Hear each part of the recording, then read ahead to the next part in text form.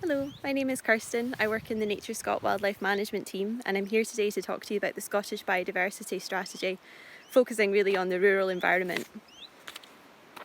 So the first aspect of the rural environment that I want to talk about is farmed land or agricultural land, and that accounts for around 70% of land in Scotland. And one of the things that we've seen over the last 50 to 60 years is increasing inputs in farmed land, so things like fertilisers and pesticides being used more so than they were historically, but also, changing crop rotations and increasing livestock numbers.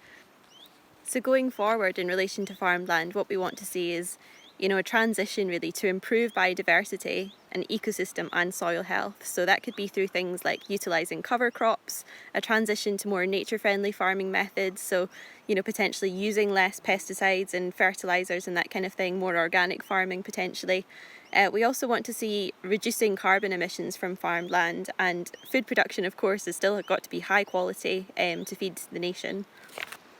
Also, woodlands is one of the topics that we need to focus on under rural environments. So woodlands are really important to Scotland. We have the highest woodland cover of any of the nations in the United Kingdom, but actually the UK is one of the lowest woodland covers throughout Europe, so it's really important that we start to reverse that trend. Also in Scotland, just a third of the woodland cover is native species, so it's really important that we start to increase the diversity of our woodlands, and that's through, natural, sustainable methods, so regenerating woodlands as well as planting them. We also want to see a diversity of age structure, so you can imagine if a woodland is all planted at one time, you'll have a single age structure, which isn't really very good for biodiversity. If you have decaying wood, that's very good for different species of invertebrates. So what we want to see going forward is that more kind of natural diversity of woodlands. Finally, one of the things that's really important for our woodlands is actually to increase the connections between them. So currently we have beautiful woodlands such as our oak and Atlantic hazelwoods, and also the Caledonian pine forest, which is an amazing place to spend time, but currently they're quite fragmented and restricted in range. So it's really important going forward that we actually increase the range of those woodlands and start to link them up and increase the forest cover so that those woodlands can be sustainable into the future. So for many of us, when we think about climate change and biodiversity loss, we think about carbon emissions. And a huge contributing factor to carbon emissions is actually soil health. So much of our carbon is stored within our soils, and that can be agricultural soils, it could be wetlands such as peatlands.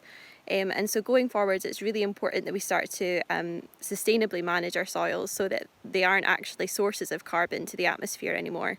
And that could be through, preventing drainage of peatlands, also increasing buffer strips along rivers so that soil erosion isn't actually getting into our waterways, and even preventing soil erosion at the source. So things like cover crops can be really important in fighting climate change as well.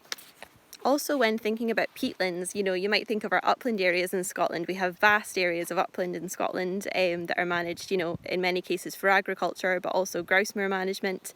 And I think going forwards, it's really important that we focus on sustainability in those areas also.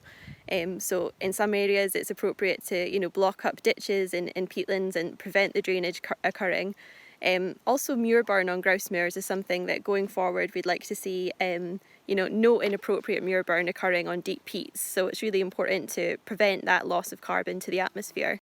Overall, I would say that the uplands in Scotland need to be managed sustainably going forwards, and that deer range and grouse moor management have to be part of the upland agriculture in a sustainable fashion.